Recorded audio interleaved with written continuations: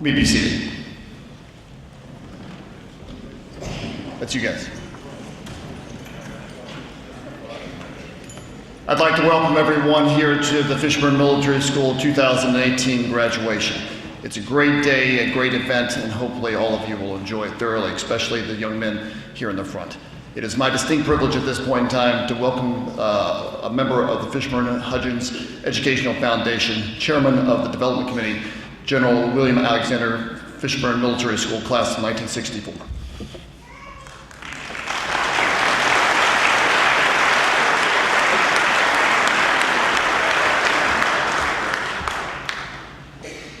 Good morning, ladies and gentlemen, parents, friends and relatives of the class of 2018, distinguished guests, members of the Board of Trustees of the Fishburne-Hudgens Educational Foundation, Mr. Kirby, Ms. Crowder, Mr. Weaver, Captain Black, staff and faculty of Fishburne Military School, the Corps of Cadets, Fishburne Military School.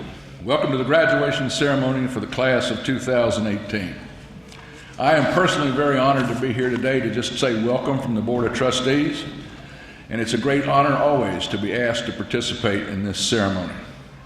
For me, it's a little bit of a day of homecoming. My father matriculated in 1918, I graduated in 1964, my brother in 1967, and I was fortunate enough to be selected the 9th superintendent of Fishburne Military School in 2004. So you can tell how proud I am to be here with these young men, because this is what my life and the faculty and staff's life is all about.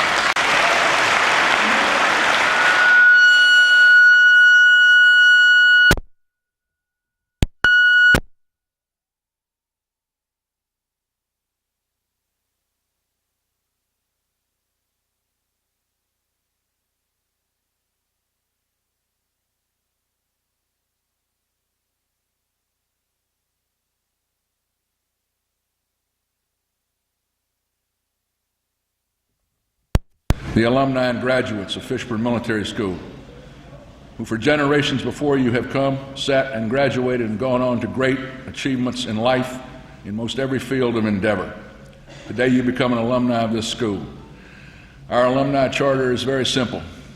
Our job is to keep this school open for infinity so that we can provide the same opportunities for young men as were provided for you. Thank you for your attendance here today. Thank you for your attendance as members of my brotherhood and fraternity, the alumni of Fishburne Military School. Finally, I would ask that on your way out today, when you're going home, flying, or driving, take a minute to say thank you to somebody. Thank you to the folks who sweated, who gave up things, who had to raise money in different ways to put you and take you through here. Thanks to a lot of people. You owe them, I owed them when I graduated. Please take that 1 minute to say thank you to your parents, friends, and relatives. Thank you.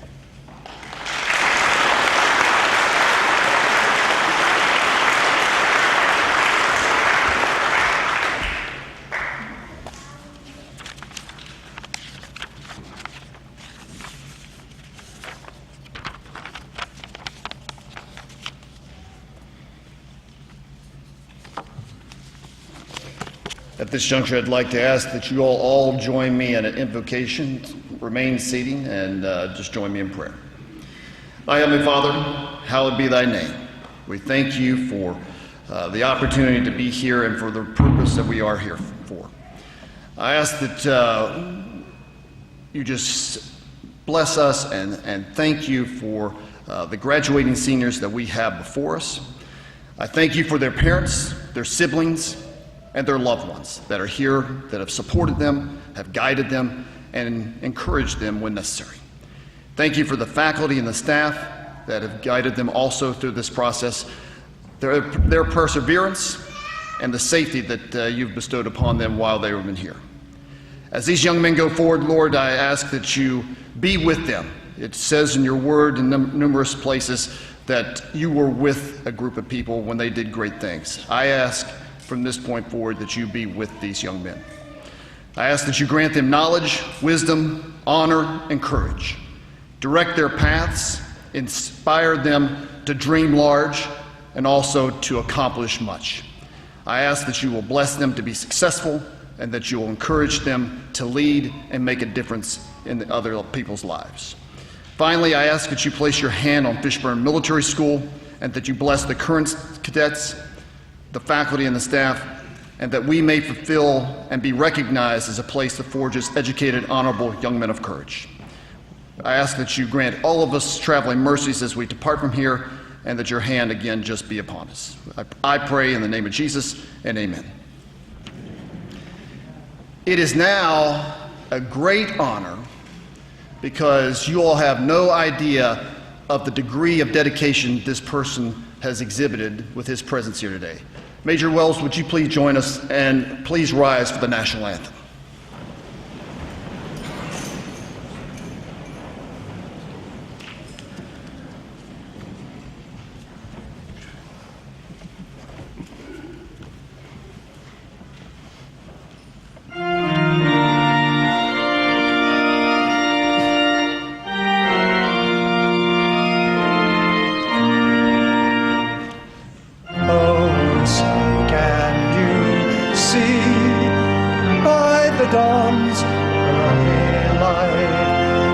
So proudly we hailed at the twilight's last gleam, whose broad streets and bright stars through the perilous fight o'er the ramparts we watched were so gallantly streamed, and the rockets red glare, the bombs bursting in air, gave proof through the night that our flag was still there.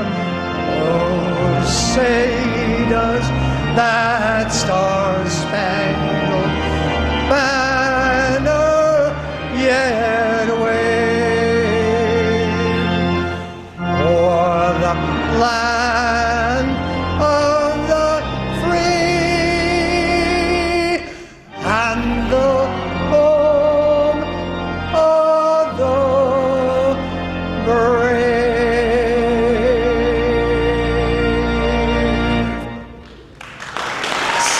Give yourselves a hand. Yes.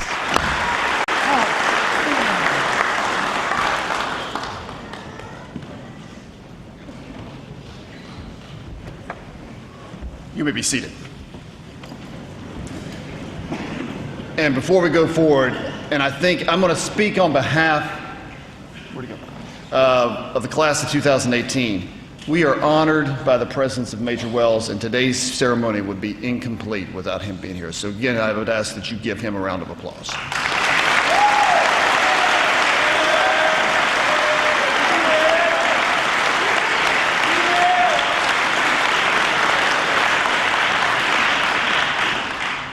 At this point, I'd like to read the following statement. The Hastings Medals are awarded in memory of General David C. Hastings, United States Army Salutatorian, Fishburne Class of 1932, and in honor of Commander David C. Hastings, Jr., United States Navy Salutatorian, Fishburne Military School Class of 1966. General Hastings served heroically in World War II and received the Bronze Star with the Combat V for his attempted rescue of a fellow soldier in an armed encounter with the Hitler's Waffen-SS. Commander Hastings was awarded the Navy and Marine Corps Medal for individual heroism for his rescue of a fellow airman after his jet fighter crashed on the flight deck of the USS Forstall. The Hastings Medals are awarded to the valedictorian and the salutatorian of each graduating class. The academic achievements of these cadets exemplify the determination and tenacity of these two former Fishburne Military School salutatorians. It is my pleasure at this point in time to introduce, and I believe, Major Hill, you're going to join me for this. We are going to introduce to you to this year's class of 2018 salutatorian is Cadet Philip Griffin III.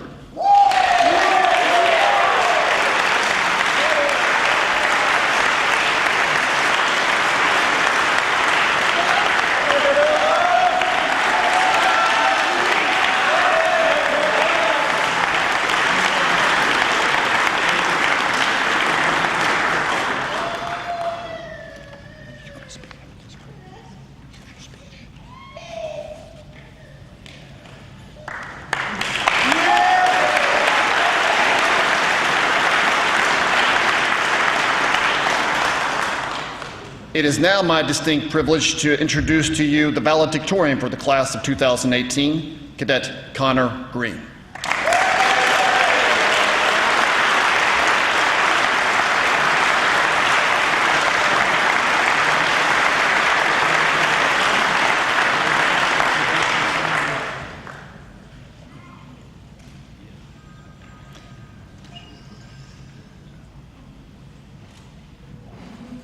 Same place, stay.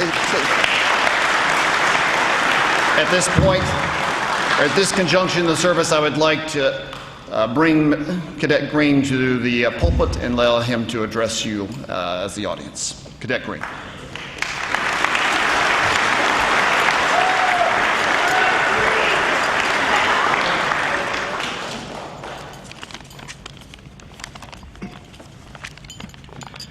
Good morning, ladies and gentlemen, cadets of the Corps. I would like to start off by saying thank you to my parents. Because of their constant love and support for me, I've always felt that any dream I have just out of reach is always achievable. I'd also like to thank my fellow cadets. My interactions with each and every one of you has defined me in my time at Fishburne. I hope that all of you continue to excel and achieve your full potential. Like so many others, I did not know what to expect when I first came to Fishburne. When we had our first rat formation, it was a typical hot day in August. I fell in with everyone else when we marched up to the chapel. It was there that our S3 Cody Chapel first introduced himself to us. When we got up to leave, he gave us a center face, and he happened to notice that I was the only one to do it correctly. This was my first step to becoming not average. A few days later, the rats had a drill down. As chapel called out commands, my rat brothers fell out one by one until another cadet and I were left. After a while, I finally messed up and he won. Afterwards, everyone congratulated us. This was my next step to becoming not average. In January of 2017, I did the unthinkable. I helped my roommate escape. Now, this is probably a bad idea, but I'm gonna go ahead and talk about this. We'd done it prison style, tying sheets together to make a rope, going out the window, all that good stuff. Afterwards, I slept like nothing happened. The next day during English class, Mrs. Johnson teased me because I told her I'd slept through the whole ordeal. Later that day, however, Colonel Gunn got a hold of me and I fessed up to him. When I'd finished explaining the events that had taken place, he had this look of utter confusion on his face. He then explained to me that he never even knew I existed until I began talking to him, and that he never expected someone like me to do what I had done. This was my third step to becoming not average. My final step was when I became Bravo First Sergeant. My old First Sergeant was, in my opinion, a great leader. He taught me how to do everything the Fishburne way, and he was tough on me when I was a rat. So, when he had to leave, I was heartbroken. However, I became First Squad Leader before he left. So, I was called upon by my company commander, Tyler Long, to step up. I knew he was under a lot of stress at the time, so I tried my best. Regardless of how well I'd done, everyone in the barracks knew my name and what I'd become. I'd finished becoming not average. With these four things, I defined myself as an individual at Fishburne. And with that, I want to tell every cadet in the Corps this: don't be average. Leave your mark. And as my roommate this year best put it, why fit in when you're born to stand out? Going back to my story about becoming a first sergeant, I wasn't perfect. Far from it. Every night after taps, I'd lie in my bed wide awake, thinking about the day's events. Should I have been tougher on this kid? Should I have dropped the company for that? Those kinds of things. But I eventually realized that there was no point in worrying, because what was done. And as my dad likes to say, you can do everything right, and stuff still goes wrong. Finally, I'd like to address the class of 2018. This is it. The free trial is over. Now, it's pay to play. I want all of you to remember what I've said, and I want each and every one of you to leave your mark on this world in some way, shape, or form. I want you to be the person that everyone says, hey, remember that guy? He's a pretty cool dude.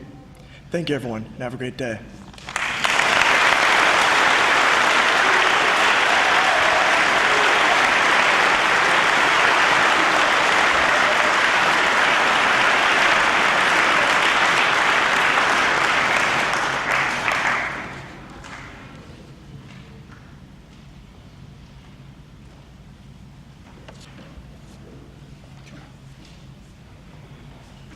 Ladies and gentlemen, at this time we're going to go ahead and move into our special awards. Under General Order Number J3, Waynesburg, Virginia, 19 May 2018. In accordance with Fishburne Military School regulations, the following awards are announced. The Rawlings Memorial Award, presented by General Alexander, is given to the seniors selected by the faculty as showing outstanding qualities of loyalty, dependability, unselfishness, and is presented by Dr. and Mrs. J.A. Rawlings in memory of their son, Harry Dorset, class of 1943. This is awarded to Ilian J. Gonzalez.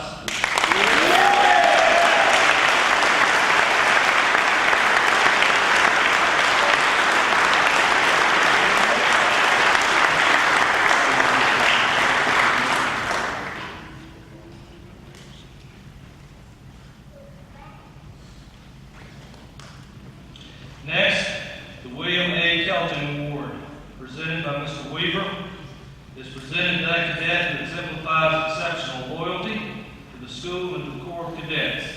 This award is presented to Justin C. Payne.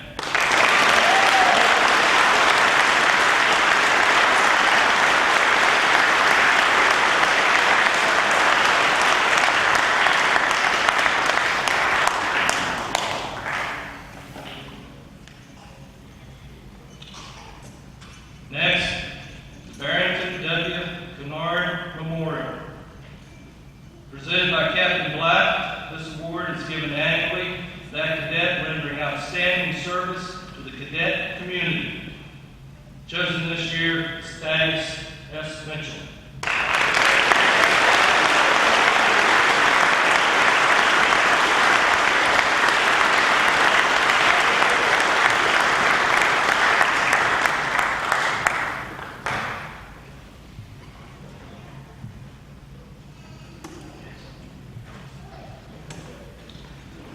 Next, we have the Colonel William W. Cedar Jr. Instructors Award.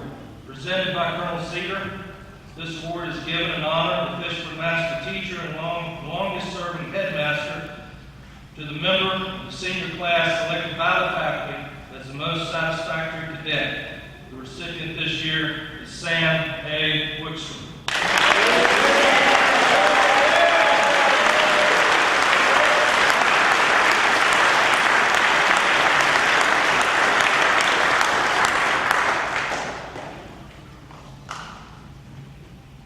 Next, we have the Alexander Moore Byer Memorial Scholarship.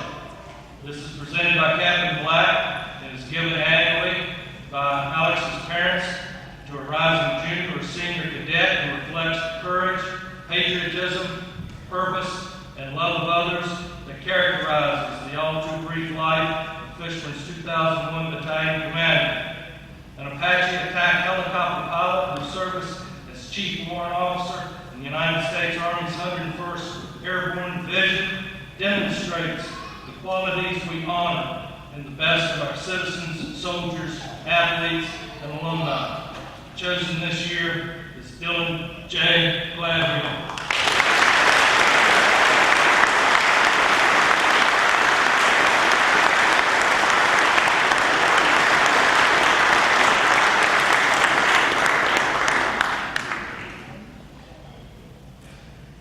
The Susan J. Johnson Scholarship, presented by Mrs. Johnson, is established by Mr. Mark R. Canada, class of 1952, is given to a rising senior whose work ethic exemplifies an awareness of mission and consistency in completion.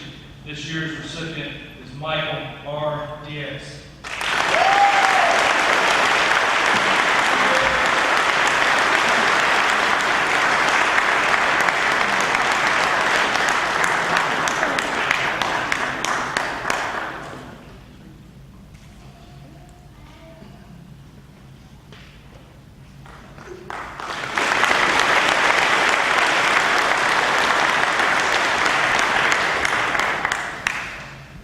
Colonel Robert Carroll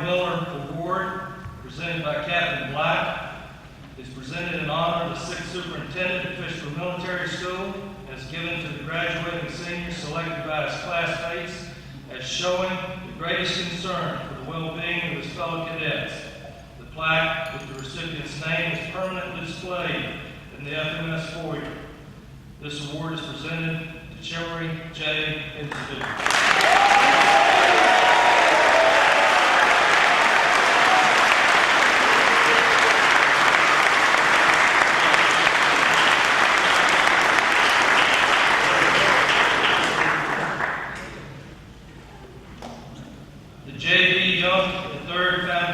President's Distinguished Service Award, presented by Mrs. Johnson, is presented in honor of the Foundation's longest-serving president of the Fishburne Hutchins Educational Foundation, and that cadet who has been given unselfishly of his time, energy, and ability to further the heritage and tradition of FMS. The plaque with the recipient's name is permanently displayed in the FMS foyer. The recipient is Philip S. Griffin III.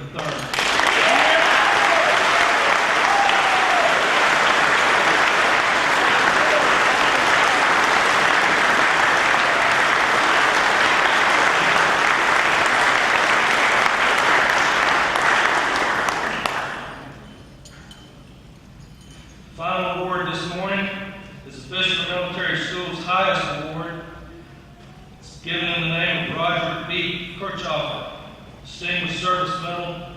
It is given to that senior cadet who best exemplifies Lieutenant Kirchhoffer's virtues of unselfishness, courage, and loyalty to his men, his country, and his God. The FMS Battalion Commander in 1944, Lieutenant Kirchhoffer served in the Pacific in World War II and was decorated for bravery in combat in the Korean conflict. He died in a North Korean prison camp protecting his men. The Roger B. Kirchhoffer Distinguished Service Medal is awarded in memory to Matthew S. Farrar.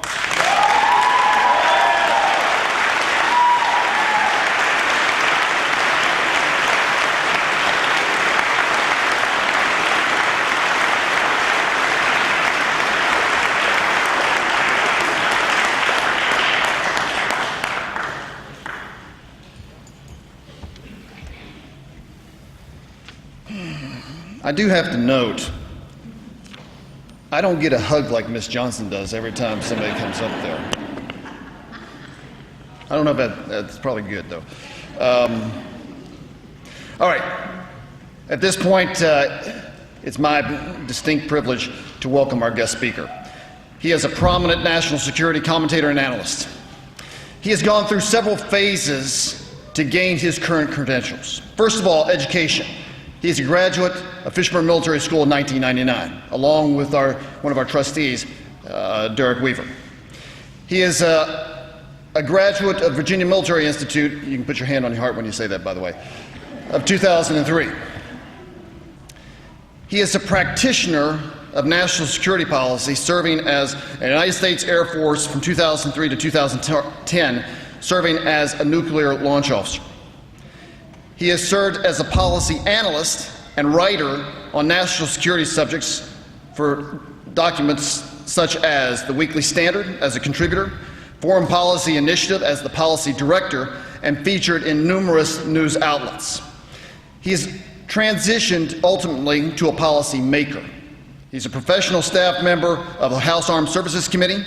He worked as the defense policy advisor for Mitt Romney's presidential campaign, the national security advisor for Jeb Bush's presidential campaign, and currently serves as the senior counselor for the military and defense affairs for Senator Tom Cotton.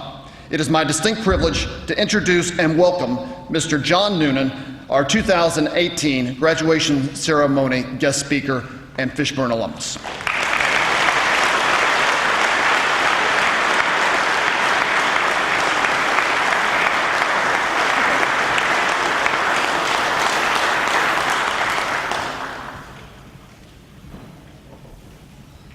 Cadet Green, nice job. I should have gone first, you should have gone second. You might have a career in politics ahead of you, young man. Good speech. Captain Black, Susan Johnson, General Alexander, on behalf of the board, Colonel and Mrs. Weiss, Colonel Weiss, you taught me more about government than I have learned in all my years working in it, and I appreciate it. Derek Weaver, my classmate, Corps of Cadets, and most importantly, our men of honor, the class of 2018. I am humbled to be here. I'm humbled. My old teachers are shocked. Well, seniors, you did it. Congratulations.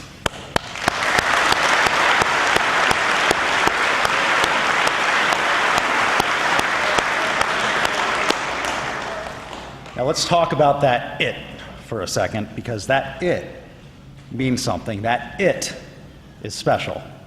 Now you may think, high school, no big deal, no sweat, no skin off my back.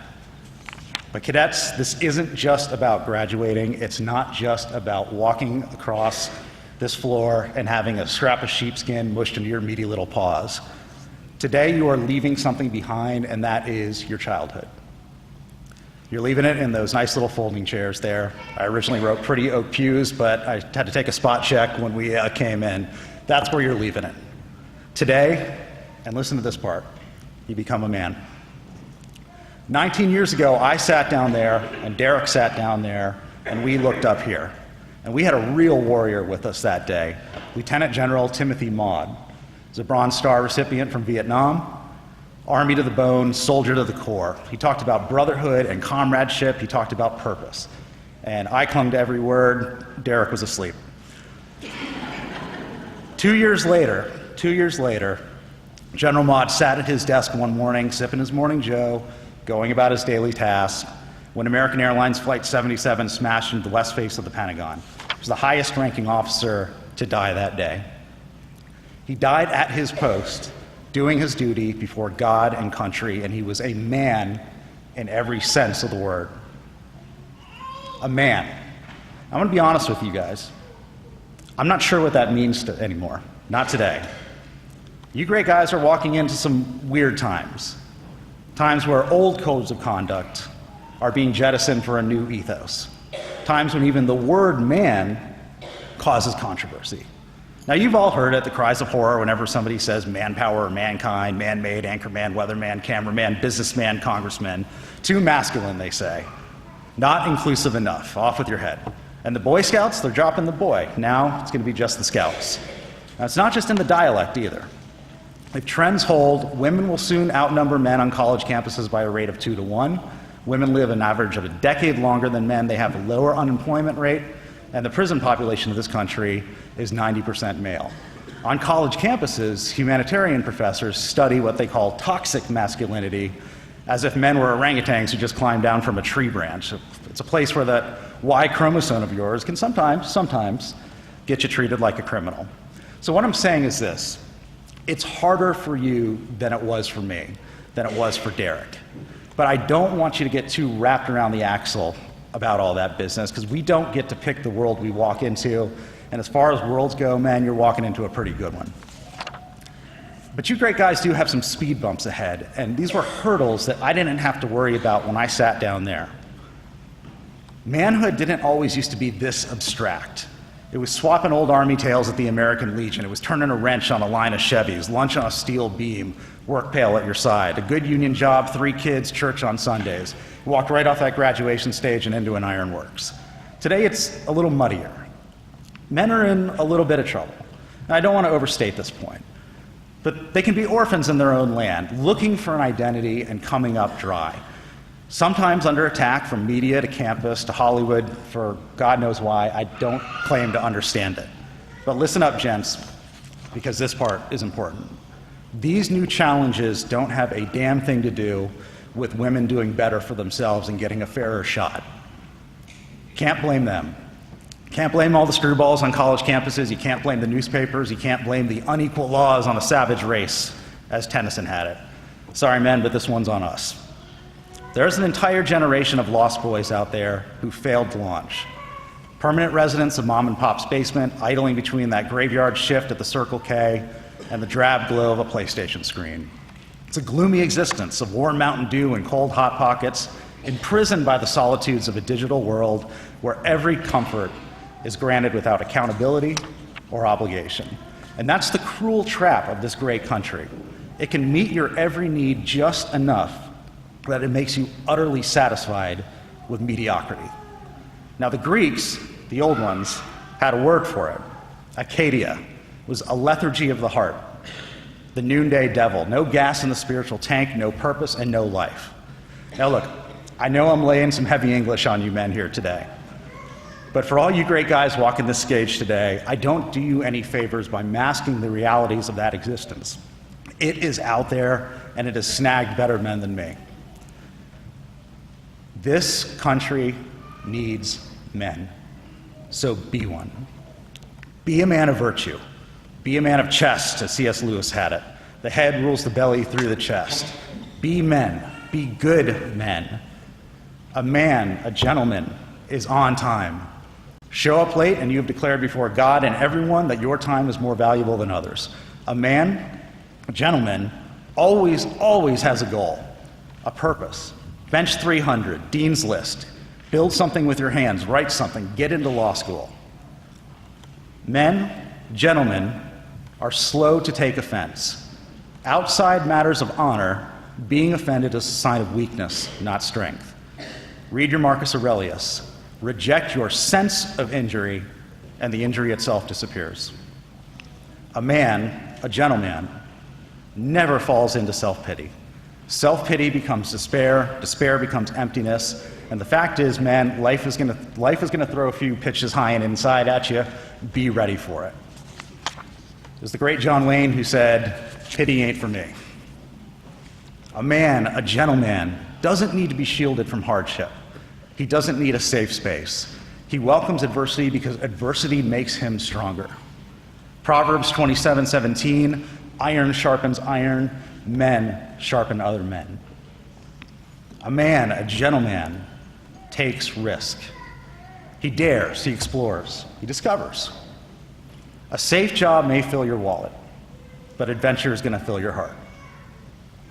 A man, a gentleman, says yes sir and yes ma'am. He combs his hair, he presses his shirt, he wears socks, preferably with shoes over them.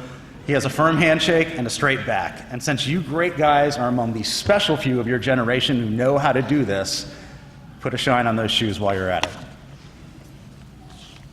A man, a gentleman, treats women with dignity. I didn't say respect. Respect is earned, and I will preach this till I'm blue in the face. No one's chromosomal alignment entitles them to respect. But dignity is another story. It comes from the Latin, dignitatis.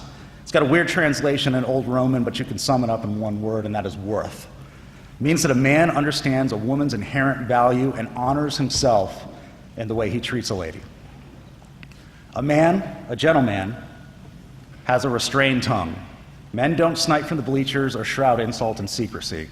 All over the internet today, people say awful things to each other that would, in a more civilized time, earn you a smack in the mouth. Never say something in cyberspace that you wouldn't say in someone's personal space. A man, a gentleman, is disciplined, he's calm, he has good character, he makes good decisions. And I want each of you to thank your parents for sending you to a place that still believes in those stolid old codes of conduct and those old ways of doing things. You owe them a lot.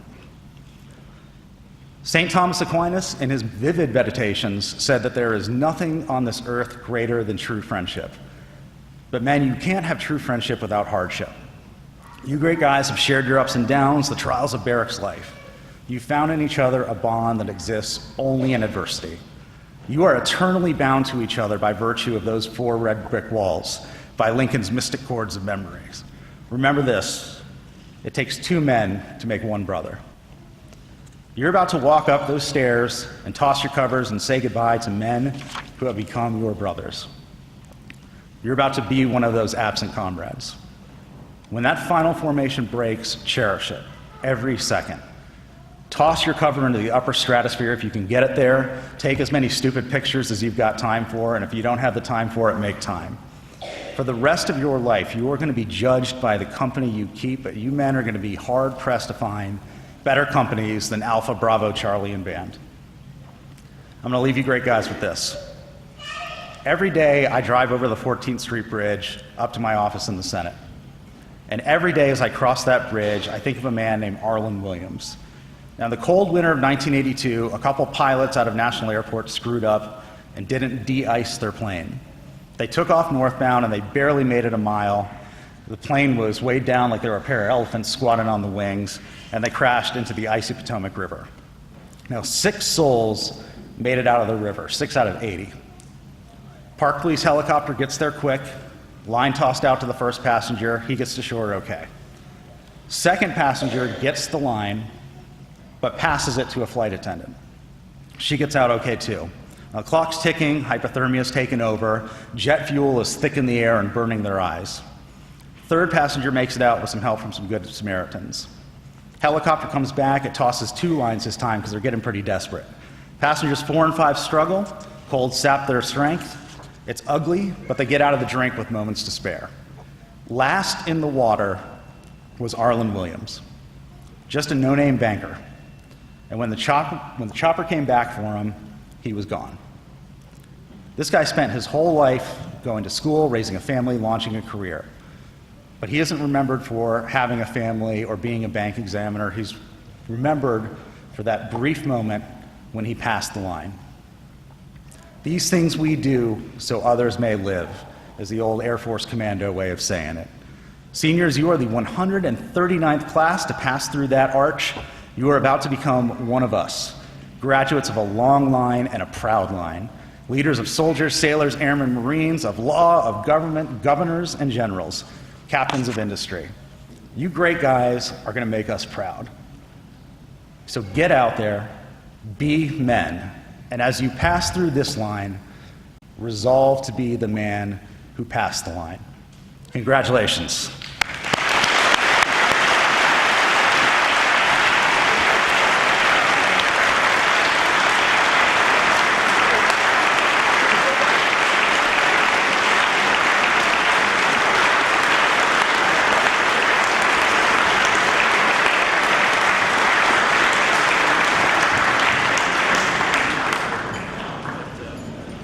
On behalf of the school, thank you. Please receive this picture and thank you for that great speech. I also have one other thing for you. I'm going to let you take this back with you. Mr. Johnson has a special gift for you, and I'll let you put it there. All right?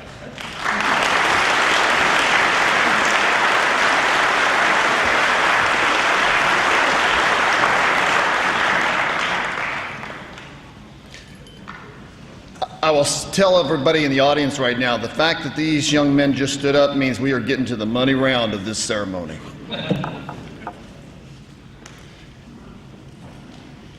I'm going to preempt Major Hill a little bit, but everybody's excited. I know you want to scream, holler, and clap for your graduate. Please refrain yourself. I guarantee you, at the end of the ceremony, you can hoop and holler all you want to. But I would ask that everybody just kind of hold themselves in place until all the names are gone through. Dylan Blair Bales.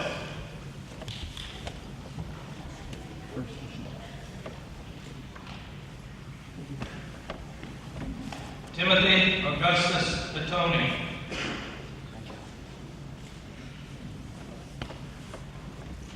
Nicholas Randall Brockman.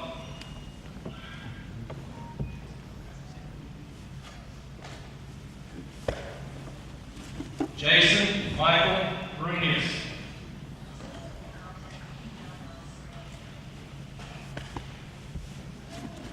Kyle Hunter Churchwell.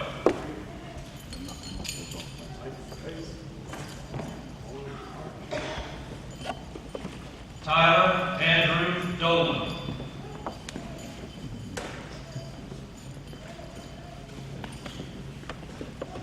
Jordan Alexander Elder.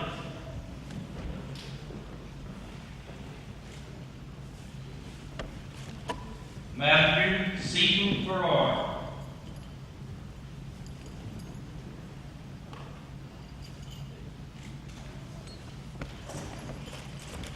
Jacob Owen Benjamin.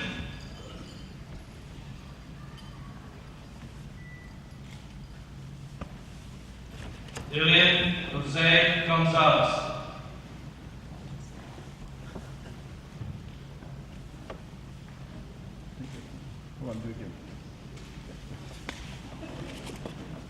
Connor Scott Green.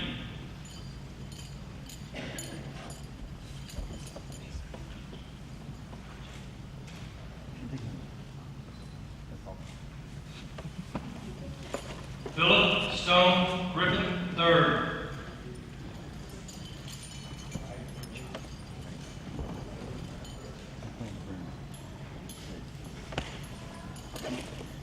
Wally Joseph Harris.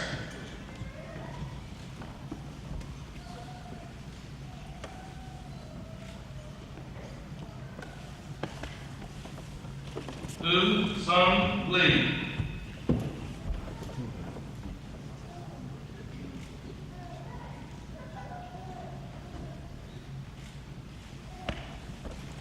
William Jackson Melvin.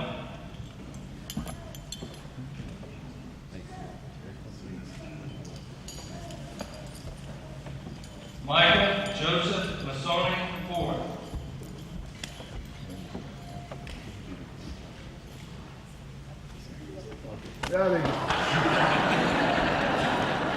That is Stone Mitchell. Why am I not surprised?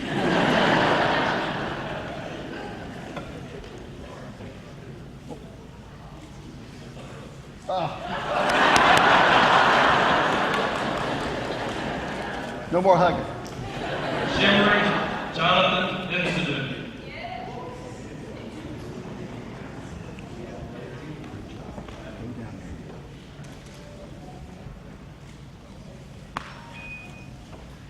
Robert Patrick Palermo.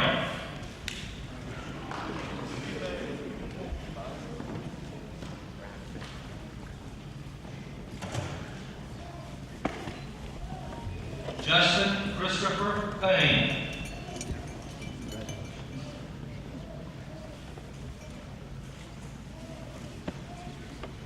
Max Alexander Peachy.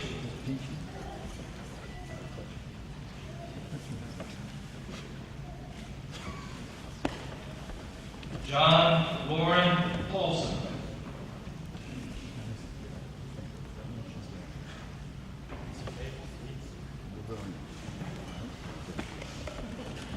Derek Juaz Preston.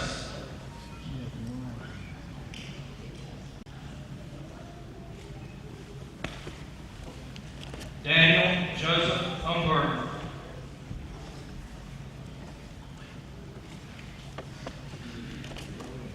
Dylan Thomas Baum.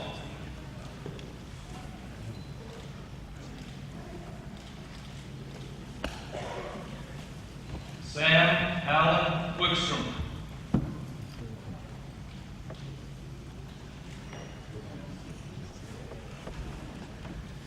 Tishun Yao.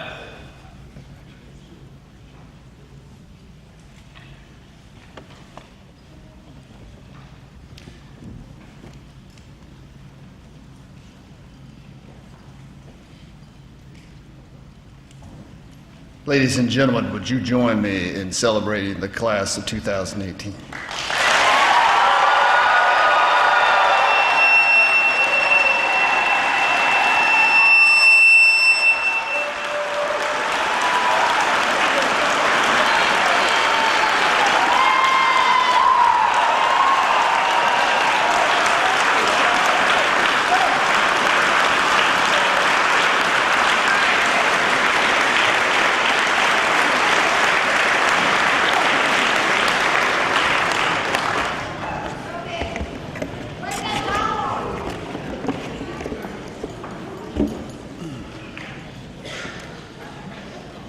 Okay, I just want to make sure everyone is aware that the final formation will occur in the quadrangle at the conclusion of today's ceremony. I would like to, at this point in time, to ask everyone to stand and have Major Wells rejoin us at the podium for the singing of the Fishburne hymn, which is contained in your program, and then we'll conclude with the benediction, which is the Fishburne prayer. Major Wells.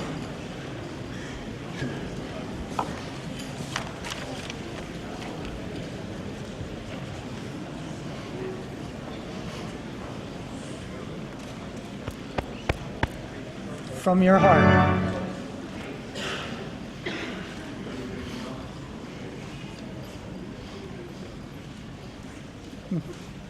Yep.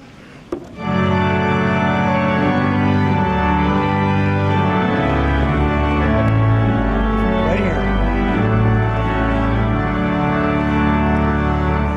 Hail to Fishburne, hail. This our loyal last refrain. There the crumbling mountainsides with the plain sound of youth. Drummers beat alive, tattoo through your portals. FMS, we march with you. On the hilltop, fall in line, a rousing throng. Mass cadets advancing to us.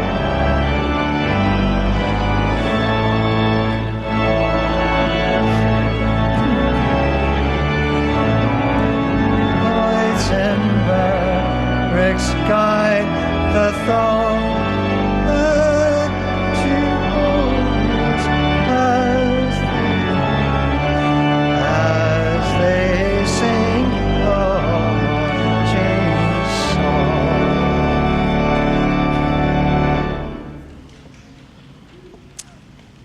Bow your heads. Our Father, we thank you for the privilege and responsibility of belonging to the Fishburne Corps. All about us are the sights, sounds of freedom, purchased at great sacrifice.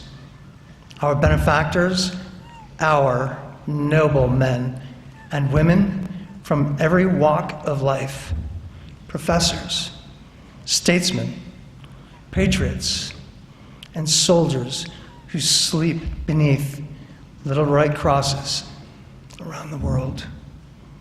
Lord, help us to use wisely our time in this hallowed place for the growth of minds, the strength, the purity of the body, the development of character, the enrichment of the heart and spirit, the birth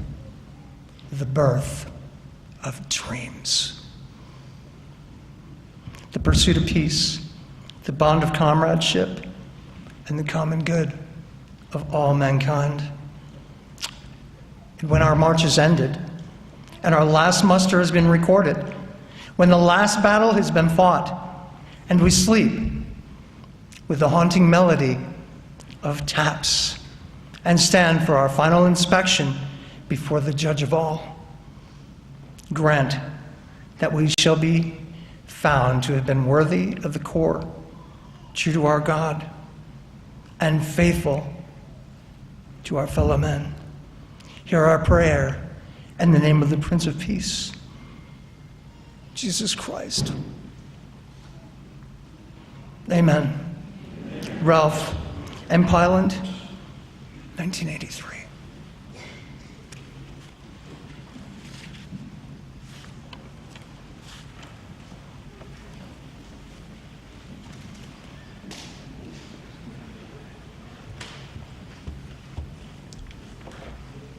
You may be seated.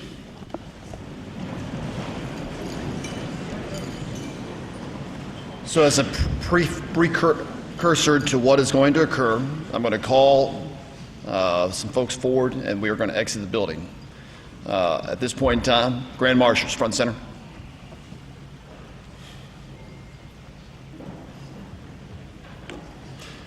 As the Grand Marshals come forward, I would ask all of the guests to please remain in place until the graduating class, the platform party, faculty, and underclassmen have all departed. Grand Marshals will move towards the end of the church by row to allow you to leave the service in an orderly fashion. We will reassemble at the quadrangle. At this point in time, gentlemen, you're dismissed.